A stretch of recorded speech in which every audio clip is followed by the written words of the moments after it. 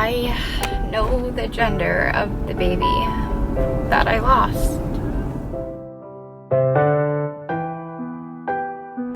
Well, today is January 15th. Right now I am heading to the doctor's because I have a post-op appointment. It is 4 weeks now since my DNC. Well, actually it'll be 4 weeks this Friday, but they scheduled it for today.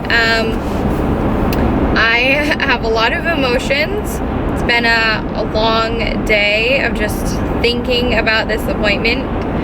I'm not necessarily scared of like what's gonna happen and like I feel fine. That's not it. It's just like I guess I'm scared of like the waiting room. I'm scared of just, and I don't say the waiting room, like I'm scared of the waiting room. I'm scared of, I guess I'm not scared, but I'm not looking forward to sitting in a waiting room full of happy pregnant women.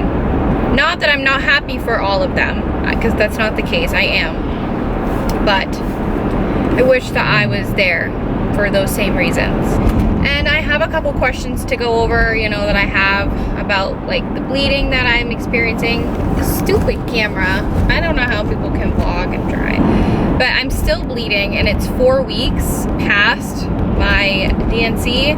It's not like I have a period or anything. It's more just like faint bleeding still to this day. It didn't actually happen for like 2 weeks. I didn't bleed at all, and then just like last week, come on, stupid person. But anyway, so I'm still experiencing bleeding, and I feel like that's not as normal because I feel like the bleeding should be done. And I also wanted to tell you guys that I took another pregnancy test yesterday, which was Monday, and it was very, very faint, but it's still there. So my body is still registering that I'm pregnant. I still have HCG. And that just kind of sucks because it's been 4 weeks. I'm ready for my period. I'm ready to start trying again. And if I still have HCG in my body, then I probably won't get a period until another 2 weeks. So that's just another 2 weeks that we have to wait to try. Before I end this, I just wanted to tell you guys that I might know the results, the chromosome results from the fetus or my baby. And I'm hoping I will. I'm fingers crossed that I'll know the results. But at the same time, I'm also kind of nervous about the result because I've heard that people can find out the gender, and I want to know the gender for sure. But I think it just makes it even more real when you know it was a little boy or a little girl. But I think that will help my closure, but it might kind of open the wound back up a little bit.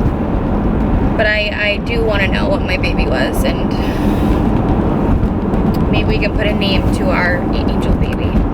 I'm in the same room that I lost my baby in, or not lost my baby in, but I'm in the same room that she found my baby in my cervix.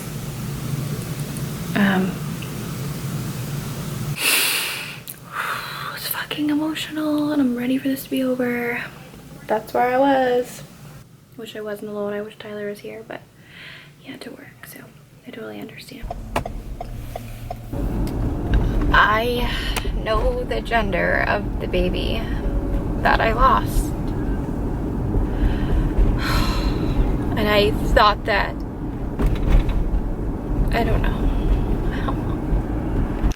We're a little, I don't want to say we're pissed off, or I don't know what the right word is. So we have the results here. Nikki just told me everything about what the doctor told her about the post-op and the results. But we would have had a girl, which is for some reason I can't get a boy. I don't know, but so we got 2 little baby girls in heaven now. You know, we were saying, oh, would she be like Brielle? Would she be like her other sister? You know, just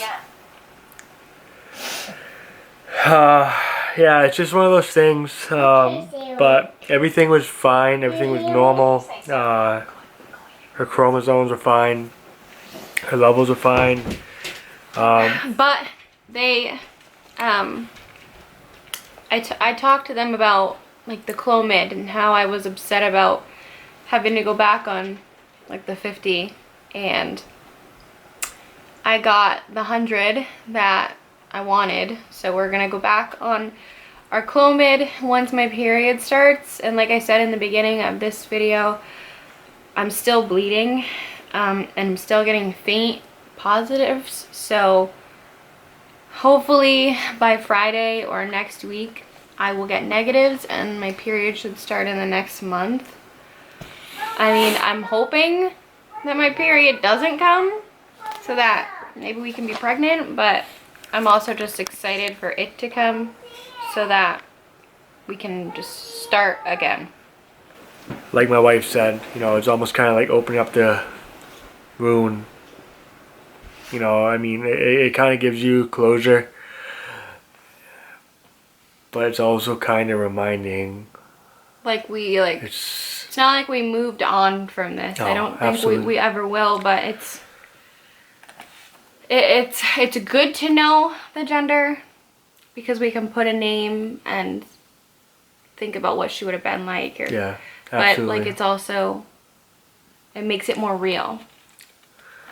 We don't just say we lost the baby, like we lost our daughter. Yeah. At the end of the day, we would have had, we together would have had 3 little girls. Thank you all for watching us and supporting us. And since, you know, I've opened up about everything that we're going through, a lot of you have found me here and you can relate. And it's sad that we all are going through this, but at least we don't have to go through this alone, you know. And that's mainly why I share what I share. I know some people might not understand why I put so much of my life out there, but if I can just get to one person and help them and tell them that you don't have to hide a miscarriage. This is life. 1 in 4 women miscarry their babies, and you shouldn't be ashamed of that.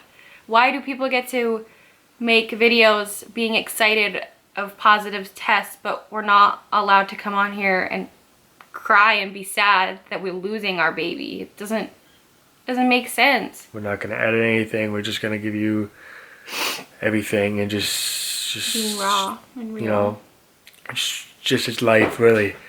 You know, it's a shitty thing for sure. You know, especially people that try and try and try and try and try and just. I mean, my wife must have hours just in testing.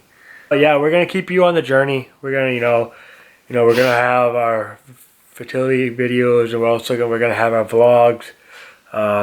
So we're gonna have some highs and lows in the next year. So hopefully it's all high from here. But we just gotta be strong and be there for each other. Well, thank you guys. We'll keep you updated next video.